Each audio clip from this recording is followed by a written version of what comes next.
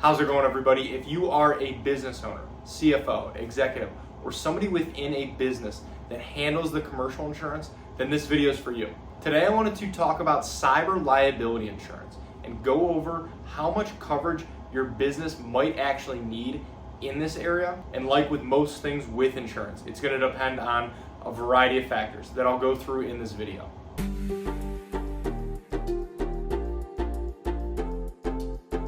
Thank you for stopping by. My name is Brian. I'm an independent insurance agent based here in the state of Michigan, Metro Detroit specifically, and I work with businesses on their commercial insurance programs as well as helping families and individuals with their personal insurance, their home, their auto insurance as well.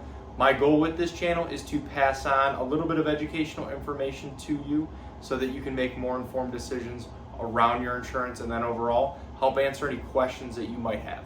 So let's get into it, and before we get too far into the video, I do want to invite you to subscribe to the channel, and if you find this video helpful, useful, anything like that, please feel free to like, share, pass it along with anyone else as well. Now, when it comes to cyber insurance, the first thing I want to discuss is what this policy will actually cover. It is designed to help protect your business from cyber attacks, cyber incidents that you might face. This could be things like a data breach, a ransomware attack, or potentially a social engineering attack through something like phishing. And a form of cyber coverage will typically be needed because this is excluded in a general liability policy. And a cyber policy will cover things like the cost to recover and restore your data, get your systems back up and running after an incident, and then the legal fees and any potential regulatory fines if sensitive data does get exposed. And it can even include business income coverage if your systems are down for an extended period of time and you can't operate.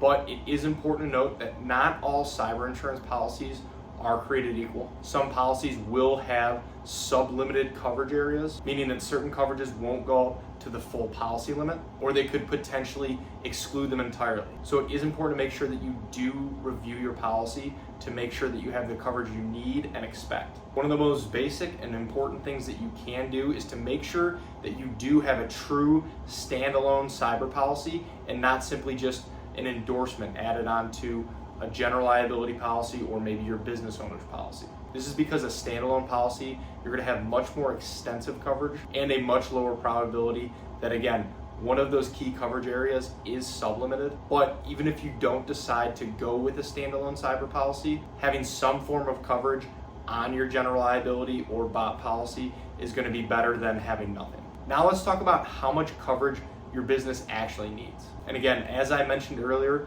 there really is no one size fits all answer here. The right amount of coverage is really going to depend on a variety of factors, like the type of industry that your business is in, whether you're in an industry like healthcare or financial services where you're handling large amounts of data that is sensitive, or just the overall size of your business and how much data you're handling online through your website or maybe through your company's internal systems. These are all factors that are at play here. And if you're in a higher risk industry, it is probably smarter to look into higher coverage limits. Another important factor in all this is to make sure that the coverage amount that you have aligns with any sort of contracts that you do have in place. Because some of the vendors that you work with, customers, clients, whoever it might be, might have minimum coverage requirements. So it is important to make sure that you are in compliance with those contracts. But for the most part, for many small and medium-sized businesses out there, $1 million in coverage is going to be a great starting point. And the good news is this coverage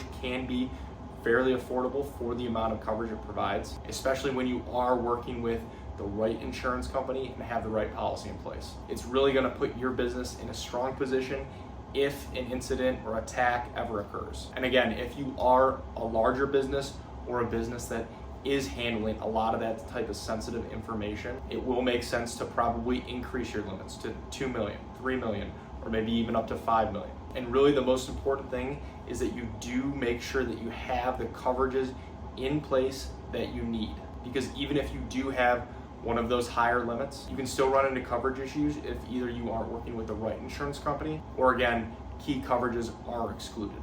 So thank you for watching, and if you are looking for help with your cyber insurance or commercial insurance program as a whole, I would love the opportunity to work with you and see if our team can help. There are a lot of ways to get a hold of me, and they should all be in the description below. Please feel free to text, call, email, fill out a contact form, whatever's easiest And if you have any other questions about insurance, please feel free to either reach out directly or leave them in the comments below. I would love to help answer those as well. So thank you again.